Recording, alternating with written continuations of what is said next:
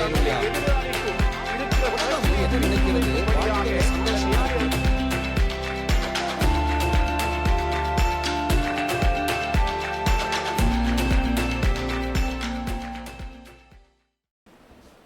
கண்களை மூடி ஆண்டவர் நம்மோடு பேசும்படி ஜெபிப்போம். आंख बंद करके प्रभु हमसे बातें करने पर प्रार्थना करें। சீனாயில் மலையில் மகிமையாய் இறங்கி உம்முடைய வார்த்தையை கொடுத்த எங்கள் அன்பின் தகப்பனே, सीनाई पहाड़ पर उतरकर हमें महिमा से भरा हुआ वचन दिया प्रभु। குமாரனாகிய வார்த்தை அனுப்பினவரே, पुत्र करके वचन को भेजा हुआ प्रभु।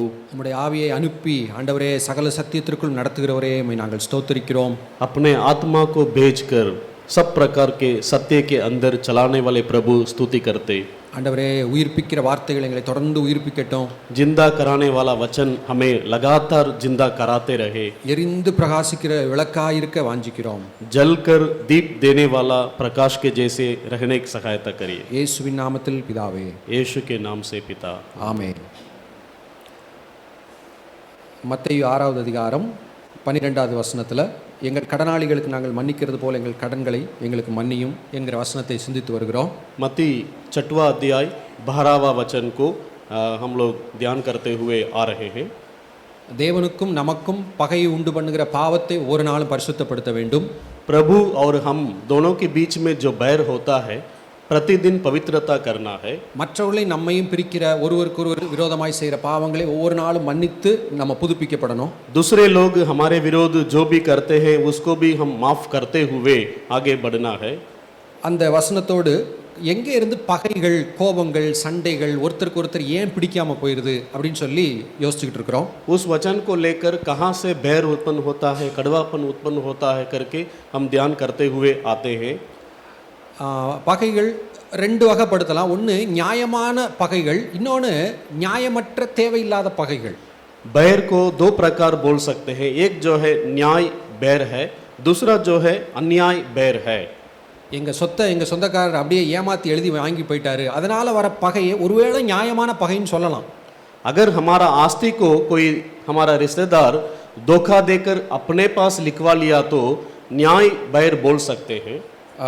நம்மகிட்ட பணம் வாங்கி கடன் கொடுக்காம திருப்பி கொடுக்காம ஏமாற்றி வாங்கலன்னு போய் சொல்லி அதனால் ஒருவேளை நியாயமான கோபங்கள், பகைகள் வர வாய்ப்பு இருக்குது. हमारे पास पैसा उधारी में लेकर उसको नहीं लौटाते हुए रहने के समय में उसमें न्याय हो सकता है। அதையும் மன்னிக்கணும்னு நம்ம எதிர்பார்க்கப்படுறோம். लेकिन उसको भी क्षमा करना है करके हम बुलाए गए हैं। நமக்காக ஜெபிக்கிற ஒரு அருமையான ஒரு தாயார் இருக்கிறாங்க. हमारे लिए प्रार्थना करने का एक अच्छा माँ है। அவங்க சொன்ன சாட்சி, उनकी एक गवाही है। அவங்க தன்னுடைய உறவினர்களால் சொத்துக்கள் எல்லாம் ஏமாற்றப்பட்டு கணவனும் இறந்துட்டாங்க, பையனோட தனித்து ஒன்றுமே இல்லாமல் கைவிடப்பட்டாங்க அநேக வருஷங்களுக்கு முன்னாடி. उनकी पति तो मर गए थे, अकेला बेटा के साथ रहते थे, रिश्तेदार लोग सब उनको धोखा दे दिए थे। கணவரிடம் உயிரோடு இருக்கும்போது வெள்ளை பேப்பரில் கையெழுத்து வாங்கினதெல்லாம் வச்சு இன்னொருத்தர் எல்லா சொத்தையும் ஏமாத்திட்டார். पति जब जिंदा थे तो गोरा कागज में दस्तखत करवा के सब कुछ आस्ती को धोखा से ले लिए हैं। இவங்க மட்டும் ரட்சிக்கப்பட்டவங்க கிறிஸ்துவுக்குள்ள தன்னை பலப்படுத்தி ஜெபித்து ஜெபித்து வாழ்க்கையை கொஞ்சம் கொஞ்சமாக நடத்தி கொண்டிருந்தார்கள். यही उद्धार पाए हुए थे, मसीह में अपने को मजबूत कराते कराते प्रार्थना कर रही थी। மகனுக்கு ஏதாவது நல்ல வேலை கிடைக்கணும்னு முயற்சி பண்ணி நல்ல வேலையே கிடைக்காம ஏதோ ஒரு குறைஞ்ச சம்பளத்திலேயே நிறைய வருஷங்கள் அந்த தம்பி வேலை பார்த்துட்டே இருந்திருக்கிறான். बेटा को अच्छा नौकरी मिलेगा मिलेगा करके इंतजार किए थे, लेकिन छोटा सा पगार के लिए काम कर रहा था। வருடங்கள் போய் ஒரு நாள் ஆண்டவர் உணர்த்தி இருக்கிறார், நீ உன்னை ஏமாற்றின உறவினர்களை நீ மன்னிக்கவில்லை, அவர்களை நீ மன்னி என்று சொல்லி தங்கள் போன சர்ச்சில் கேட்ட ஒரு பிரசங்கத்தின் மூலமாய் ஆண்டவர் உங்களுக்கு உணர்த்தி இருக்கிறார். कुछ साल बीतने के बाद कलीसिया में एक संदेश को सुनकर तू अपने धोखा देने वालों को क्षमा नहीं की है करके प्रभु के ओर से निरुत्तर की गई थी।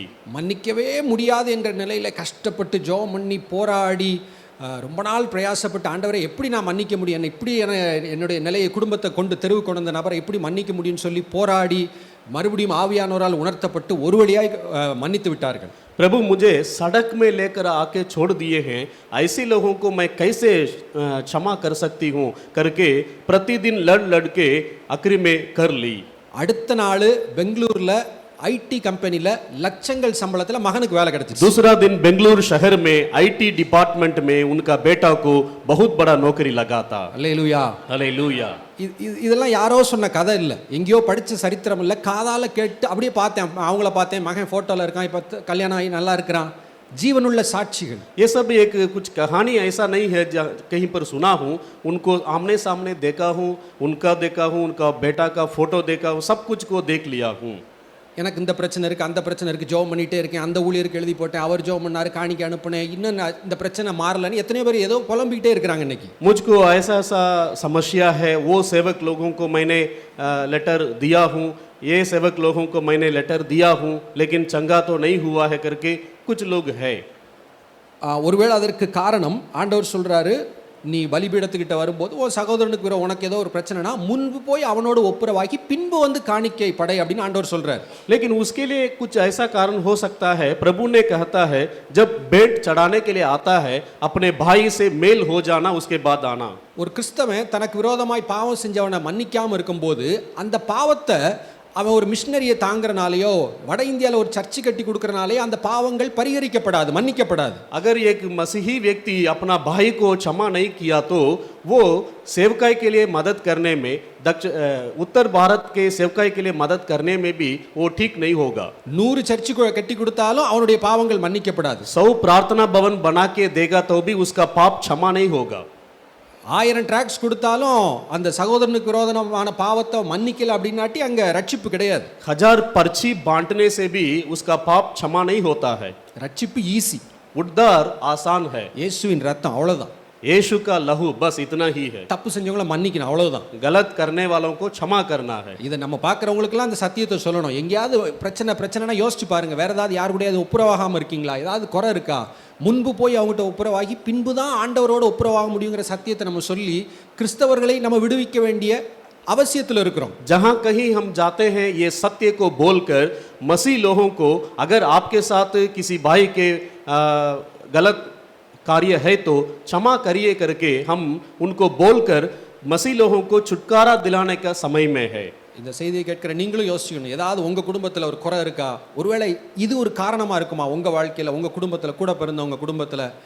இதற்காக ஜெபித்து ஒருவேளை ஆண்டவர் அதில் ஏதாவது வெளிச்சம் காண்பிப்பார்களானால், அதை நீங்கள் சரி செய்வீர்களானால் ஆச்சரியமான ஆசீர்வாதங்களையும் சமாதானமுள்ள வழிகளையும் நீங்கள் காண்பீர்கள். ये संदेश को सुनने वाले आप लोग भी अपने परिवार में हो, अपने जान पहचानों के बीच में भी ऐसा अगर परिस्थिति है तो आप उनको क्षमा करेंगे तो एक प्रकाशितमय भविष्य आपके लिए रखा है। சரி, நியாயமான பகைன்னு சொன்னேன், நம்மளை ஏமாத்துறாங்க அதனால ஒரு கோவம் வருது, இது கூட ஒரு கேட்டகரி. जो न्याय बैर है इसमें, इसके अंदर में भी एक भाग है।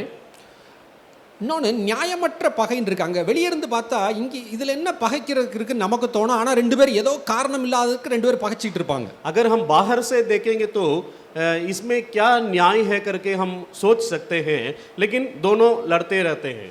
காரணமற்ற பகைகள், बिना न्याय के, கிட்டத்தட்ட நம்ம பார்த்த 2 உதாரணம் அதுதான். அங்கே மொர்தெக்காய் தப்புலாம் செய்யலை, ஆனால் அவன் எதிர்பார்த்த மாதிரி வணங்கலை, குனியலைன்னு கோவம் வந்துருச்சு ஆமானுக்கு, அதனால் செத்தான்னு பார்த்தோம்.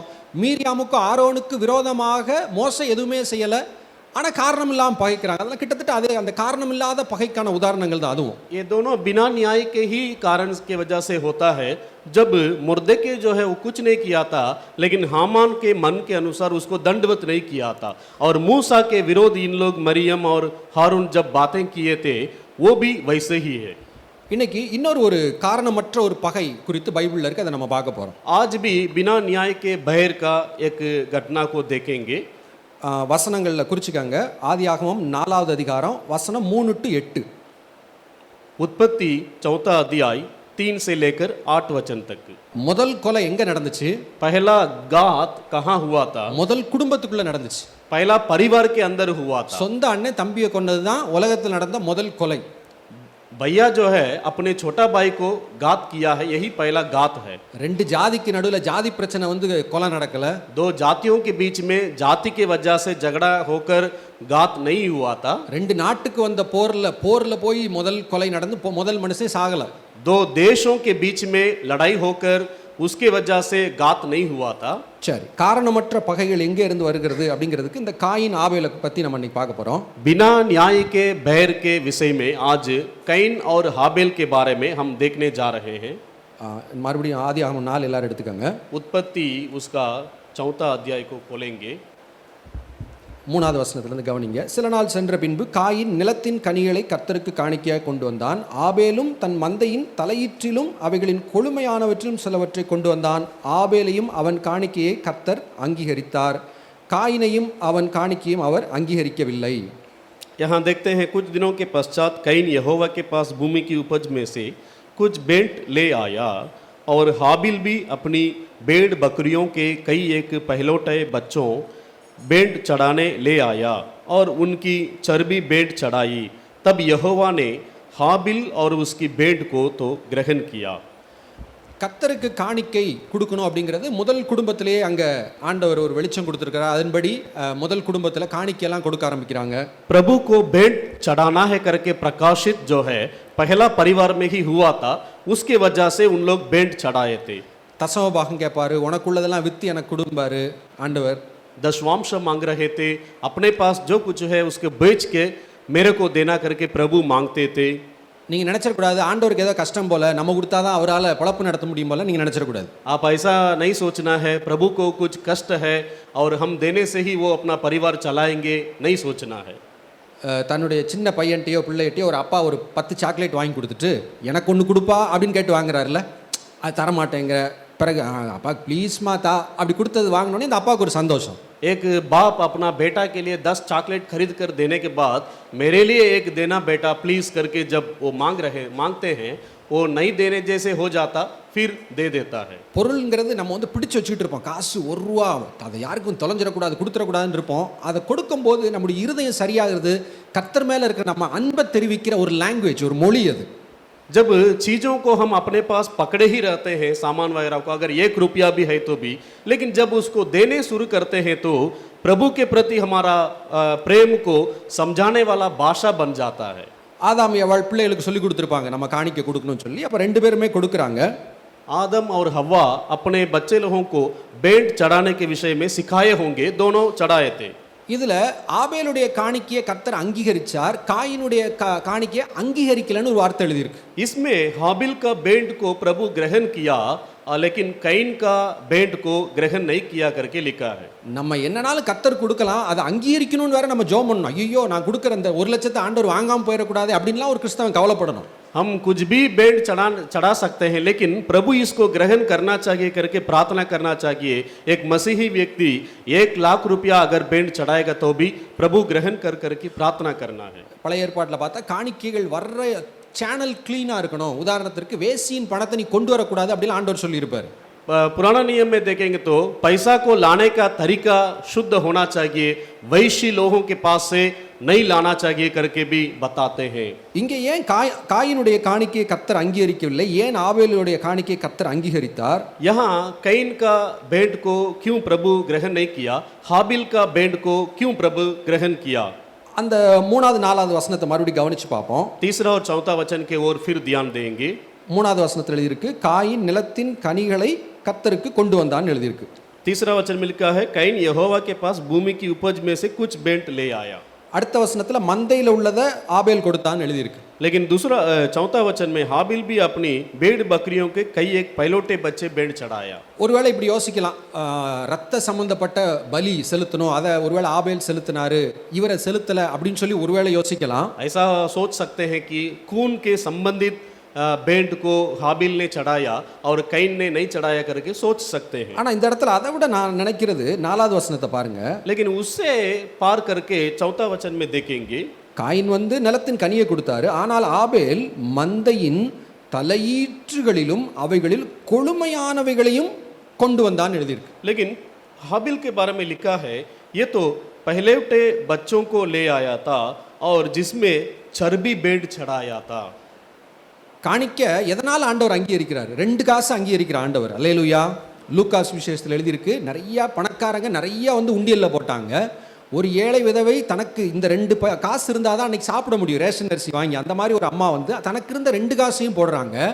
இயேசு கிறிஸ்து பார்த்து சொல்றாரு, இவங்க எல்லாரை பார்க்கிலும் இந்த அம்மா தான் நிறைய கொடுத்தாங்கன்னு ஆண்டவர் எழுதி வச்சிட்டாரு. भेंट को किस रीति से प्रभु ग्रहण करते हैं, लूका रचित सुसमाचार में देखेंगे तो एक गरीब विधवा जो है 2 पैसे को लेकर भेंट चढ़ाने के लिए बैठी हुई थी और यीशु मसीह ने उनको ऐसा उत्साह दिए थे कि इधर के सभी लोगों से बढ़कर वही विधवा पैसा बहुत सारा डाल दी है करके. நம்ம ஊழியர்கள் மனிதர்கள் பலவீனர்கள் சில நேரம் என்ன செய்வோம்னா 100 ரூபா காணிக்கைங்களை கொடுக்குறவங்கள பார்த்தா ஒரு லேசா ஒரு சிரிப்போம், 1 லட்ச ரூபா காணிக்கை கொடுக்குறவங்கள பார்த்தா காலில் விழுந்தாலும் விழுந்துருவோம். நம்ம பிரச்சனை அப்படி இருக்கு.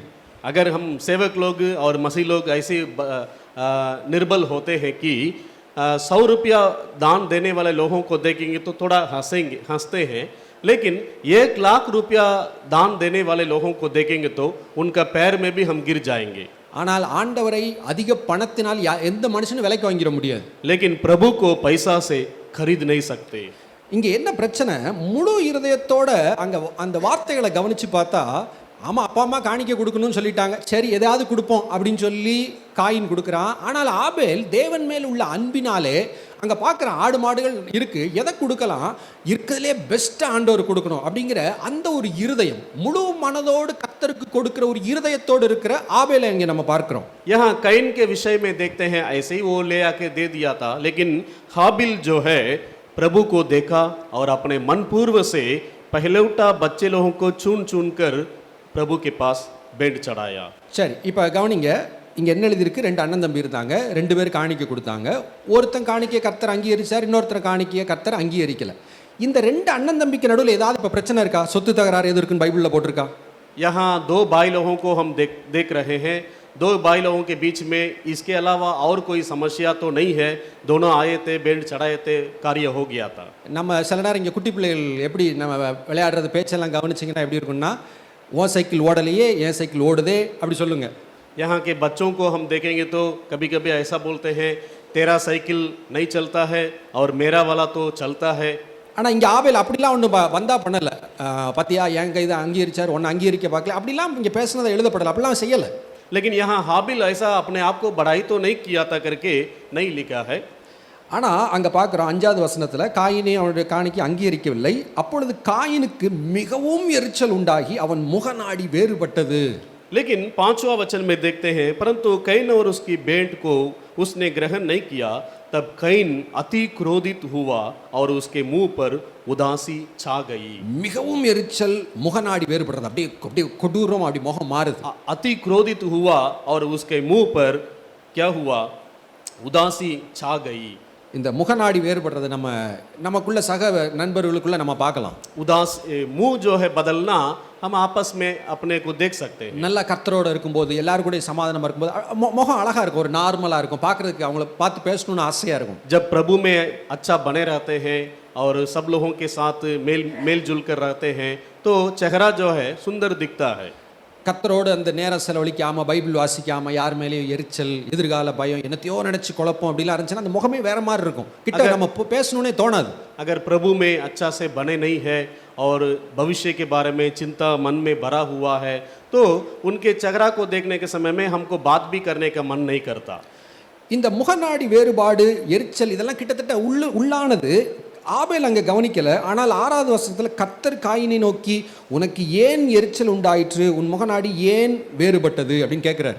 इसका क्रोधित को हाबिल भी उतना ध्यान नहीं दिया था, लेकिन 6वां वचन में यहोवा ने उससे ये सवाल पूछते हैं कि तेरा क्यों इतना क्रोधित हुआ और तेरा मुंह में इतना उदासी क्यों छा गई है. அண்ணன் தம்பிக்கு நடுவில் பிரச்சனை இல்லை, भाई भाई के बीच में कोई समस्या नहीं है, ஆனால் காரணமில்லாத ஒரு பகை இங்கே உருவாகி கொண்டிருக்கிறது. लेकिन बिना न्याय के एक बैर वहां उत्पन्न हो रहा है. ஆபேல் எனக்கு ஒன்றும் தப்பு செய்யல, हाबिल मेरे विरोध कोई पाप गलत नहीं किया है, ஆனா அவனை மட்டும் ஆண்டவர் அங்கீகரிக்கிறார், அவனை மட்டும் எல்லாரும் நல்லா பேசுறாங்க அப்படின்னு அதை பார்த்துக்கிட்டே இருக்கும்போது பொறாமை எழுகிறது, என்னை குறித்த தாழ்வு மனப்பான்மை வருகிறது, எரிச்சல் வருகிறது, மூர்க்கம் வருகிறது, முகநாடி வேறுபட ஆரம்பிக்கிறது. लेकिन उसी को ग्रहण कर रहे हैं, उसी के साथ बातें हो रहा है, मुझे ग्रहण नहीं कर रहे हैं करके क्रोधित हो रहा है, मुंह में उदासी छा गई है, ये सब हो रहा था.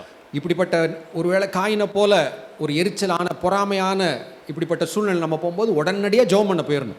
ऐसा कैन के जैसे हमारा भी परिस्थिति होने से तुरंत प्रार्थना करने के लिए चले जाना चाहिए। ரட்சிக்கப்பட்டு ஞான ஸ்நானம் பெற்று ஊழியம் செய்து கொண்டிருக்கும் போதும் இப்படிப்பட்ட பொறாமைகள் வர வாய்ப்பு அதிகமாக இருக்கிறது. उद्धार को प्राप्त करके सेवकाई में लगे हुए होने के बाद भी ऐसा समस्या हो सकता है। நம்ம ஜெபம் பண்ற ஒருத்தருக்கு வியாதி சரியா இல்லை, இன்னொருத்தர் நம்ம கூட இருக்க ஜெபம் பண்றாரு வியாதி சரியா இருக்கு, பொறாமை வர வாய்ப்பு இருக்கு. हम प्रार्थना करते हैं, कोई व्यक्ति चंगाई नहीं होता है, लेकिन बगल वाला प्रार्थना करके वो चंगा होता है तो उसके ऊपर हमको जलन होता है।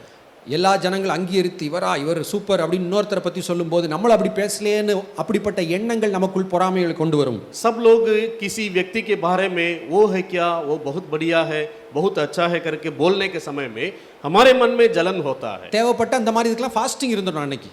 अगर जरूरत है तो ऐसा दिनों में हम लोग उपवास रहना चाहिए। வாழ்க்கையின் பிரச்சனைகள் அதிகப்படும் போது அதுக்கு தீவிர முயற்சிகள் எடுக்கணும். அதுக்கெல்லாம் உபவாசம் ஒரு முக்கியமான ஒன்று. மாம்ச சுபாவங்கள் நமக்குள்ள தெரியுது இப்படி ஒரு பிரச்சனை வருதுன்னு, அதை ஃபோக்கஸ் பண்ணி அதை அழிக்கிறதுக்கு உபவாசம் இருந்து விட வேண்டும். हम अपने अंदर शारीरिक स्वभाव को मिटाने के लिए और आगे अच्छा बढ़ने के लिए कभी कभी उपवास जो है अच्छा मार्ग है और उसको हम करना चाहिए। ஆண்டவர் கேள்வி கேட்டு தப்பு கட்டு கண்டுபிடிக்கிறவர் மட்டுமல்ல, பரிகாரமும் சொல்லி கொடுக்கிறார் 7வது வசனத்துல. प्रभु सवाल पूछ के सिर्फ ऐसे ही छोड़ने वाला नहीं, लेकिन प्रयाचित भी देने वाला है। நீ நன்மை செய்தால் மேன்மை இல்லையோ அப்படின்னு சொல்றார். यदि तू भला करे तो क्या तेरी भेंट ग्रहण न किया जाए करके बताते हैं। நீ முழு மனசோட கொடுத்தா நான் அங்கீகரிச்சிருப்பேனே, நன்மை செய்ய அப்படின்னு சொல்லி சொல்றாரு. अगर तू मनपूर्व से दिया होता, मैं ग्रहण किया होता, भला कर करके बोलते हैं। அடுத்து முக்கியமான எச்சரிக்கை சொல்றாரு. நீ அப்படி நன்மை செய்யல, உனக்கு முழு மனசோட என்ன தேட மனதில்லை அப்படின்னா உனக்கு ஒரு ரிஸ்க் எப்பயுமே இருக்கு. பாவம் வாசப்படியிலே படுத்திருக்கும், அவன் ஆசை உன்னை பற்றிருக்கும், நீ அவனை ஆண்டு கொள்வாய் என்றார். वहाँ लिखा हुआ है, अगर यदि तू भला न करे तो पाप द्वार पर छिपा रहता है और उसकी लालसा तेरी ओर होगी और तुझे उस पर प्रभुता करनी है। அன்னைக்கு டேவிட் என்ன சொன்னாங்க, பிசாசு எப்பயுமே நம்மளை சுற்றி இருப்பான், யாரை விழுங்கலாம் நான் பார்த்துட்டு இருப்பான், இங்கே தான் இருப்பான், அது நமக்கு பிரச்சனையே இல்லை. அல்லேலூயா हालेलुया। उस दिन डेविड भैया ने बताए थे, शैतान तो यहीं पर छाया रहता है और वो किसी ना किसी को फाड़ डालूंगा करके देखता रहता है। அப்படியா, பிசாசு இங்கெல்லாம் இருப்பானா? வேண்டியதில்லை, பயமே. கர்த்தர் நம்ம வலது பரிசுத்தல இருக்கிறாரு, பரிசுத்த ஆவியானவர் நமக்குள்ள இருக்கிறார். அல்லேலூயா। लेकिन शैतान यही है करके हम डरना नहीं है, क्योंकि प्रभु हमारे दाहिने ओर है और उसका प्रशंसा हमारे अंदर हमेशा है। பிரச்சனை என்ன, நம்ம இருதயம் சரியில்லை, பொறாமைக்கு இடம் கொடுக்குறோம், கசப்புக்கு இடம் கொடுக்குறோம். அதை உடனே சரிப்படுத்த முயற்சி காட்டி எப்படி இருக்கு, வாசப்படியில் ஒரு சிங்கம் நம்ம மேலே அப்படி பாயிறதுக்கு காத்துட்டு இருக்கிற மாதிரி இந்த பாவங்கிறது வாசப்படியில் எப்பயுமே படுத்திருக்கும், அது ரெடியாக இருக்கும், எப்போ வாய்ப்பு இருக்கோ பாயிறதுக்கு. समस्या क्या है, अगर हम अपने मन की कड़वापन या घात करने के विचारों को अगर नहीं छोड़ने से हमारा द्वार पर शेर खड़े रहता है, कभी भी हमें फाड़ने के लिए। எப்படா நம்ம மேலே பாயலான் இருக்கும், அதை ஆண்டு கொள்ள நம்ம கற்றுக்கொள்ளணும், பாவத்தை ஜெயிக்க கற்றுக்கொள்ளணும். இதுதான் ஆபேல் காயினுக்கு ஆண்டவர் சொல்லி கொடுக்கிறார். कभी भी हमें फाड़ने के लिए तैयार रहता है, लेकिन पाप को प्रभुता करने के लिए सीखना चाहिए करके यहाँ देखते हैं। ஆனால் ஆண்டவர் சொன்ன அந்த ஆலோசனையை நேரடியாக பேசுகிறார். பைபிள் இல்லாத காலம், பைபிளில் இன்னைக்கு ரோமர் 7:8 நம்ம என்னெல்லாம் தெரிஞ்சுக்கிறோமோ அதெல்லாம் ஆண்டவர் சுருக்கமாக புரியும்படி பேசிவிட்டார்.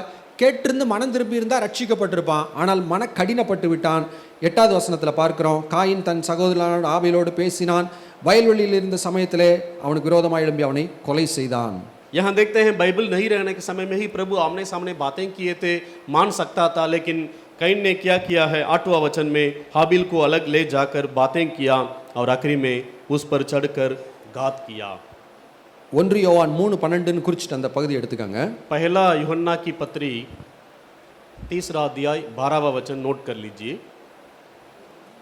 1 யோவான் 3:12 पहला यूहन्ना 3:12। அங்கே பார்த்தோம், பாவம் வாசலில் படுத்திருக்கு. அப்போ பாவம் காயினை மேற்கொண்டு விட்டது அப்படின்னு அங்கே ஒன்று பார்க்குறோம். பாவத்துக்கு இன்னொரு பக்கம் இருக்குது, அதை தான் இங்கே நம்ம பார்க்குறோம். वहाँ देखे थे कैन के लिए द्वार पर पाप जो है खड़ा द्वार पर रहता है करके, यहाँ पाप का एक और कार्य को देखेंगे। 12வது 1 யோவான் 3:12 எழுதியிருக்கு முதல் வார்த்தை, பொல்லாங்கனால் உண்டாயிருந்து தன் சகோதரனை கொலை செய்த காயினை போல் இருக்க வேண்டாம். यहाँ लिखा है, और कैन के समान न बने जो उस दुष्ट से था। ஆபேல் தேவனால் உண்டாயிருந்தான், காயின் பொல்லாங்கனாகிய பிசாசினால் உண்டானவன் அப்படின்னு சொல்லி இங்கே எழுதியிருக்கு. ஏன், பாவத்துக்கு இடம் கொடுத்து பிசாசுக்கு இடம் கொடுத்து விட்டான் காயின், அதுதான் கொலைகாரனா மாறிட்டான். क्योंकि कैन के बारे में यहाँ लिखा है, वो दुष्ट मनुष्य था और पाप के लिए अपने मन में जगह दे दिया, उसको घात किया है। அடுத்து எழுதியிருக்கு, தன் கிரியைகள் பொல்லாதவைகளும் தன் சகோதரனுடைய கிரியைகள் நீதி உள்ளவர்களுமாய் இருந்தது நிமித்தம் தானே. इस कारण कि उसके काम बुरे थे और उसके भाई का काम धर्मी के थे. அப்போ இங்கே நம்ம பார்க்குறோம், காரணமில்லாத பகைகள் எங்கே இருந்து வரலாம்? ஒருத்தர் நமக்கு தப்பே செய்ய வேண்டாம், அவர் நல்லவராக இருக்கிறதுனால அவர் மேல் நமக்கு பொறாமை வந்து விடலாம், அவர் மேல் கசப்பு வந்து விடலாம். यहाँ हम देख रहे हैं बिना न्याय के बैर के विषय में, अगर किसी मनुष्य हमारे विरोध गलत नहीं किया हुआ लेकिन वो भला रहने से ही हमारे मन में जलन होता நான் ஒரு பாவத்தில் விழுந்துட்டே இருக்கேன், இன்னொருத்தர் அந்த பாவத்தில் விழலை, அது நிமித்தம் அவர் மேலே எனக்கு கோபம் வந்துடலாம். मैं एक पाप में बार बार गिर जाता हूँ लेकिन दूसरा व्यक्ति नहीं गिरता है, उसको देखने से मेरे अंदर जलन हो सकता. அந்த 1 யோவான் 3:13 இருக்கு, எழுதியிருக்கு, என் சகோதரரே உலகம் உங்களை பகைத்தால் ஆச்சரியப்படாதிருங்கள். पहला यूहन्ना 3:12 में लिखा हुआ है, अगर दुनिया तुम्हें घृणा करे तो आप लोग आश्चर्य मत करिए करके लिखा है. காரணமில்லாத பகைகள் இருக்கிற உலகத்தில் நல்லா இருக்கிற தேவ மனிதர்களை பார்த்து ஆவியானவர் என்ன சொல்கிறாரு? காரணம் இல்லாமல் மற்றவங்க பகைச்சா நீ என்ன செய்யாத, ஆச்சரியப்படாதீங்களா, ஐயோ நான் ஒன்றுமே செய்யலை, என்ன போய் பகைச்சிட்டான், பகைப்பார்கள் என்ற எதிர்பார்ப்போடு இருங்க. அப்படி பகைகள் வரும்போது நீங்கள் சோர்ந்து போய்விட மாட்டீர்கள். बिना न्याय के बैर उत्पन्न होने का इस दुनिया में रहने वाले हम हैं. अगर कोई भी व्यक्ति बिना कारण के हमें बैर करते हैं तो हम अचंबा नहीं होना है, क्योंकि ये पहले से यहाँ बताया भी गया है.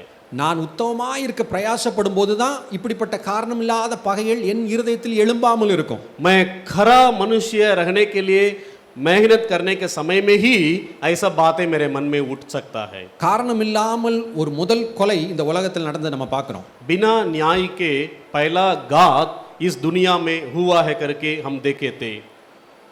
தங்களை சுற்றி நடக்கிற பொல்லாத விஷயங்களை உலகம் ஒரு மாதிரி பார்க்கலாம்.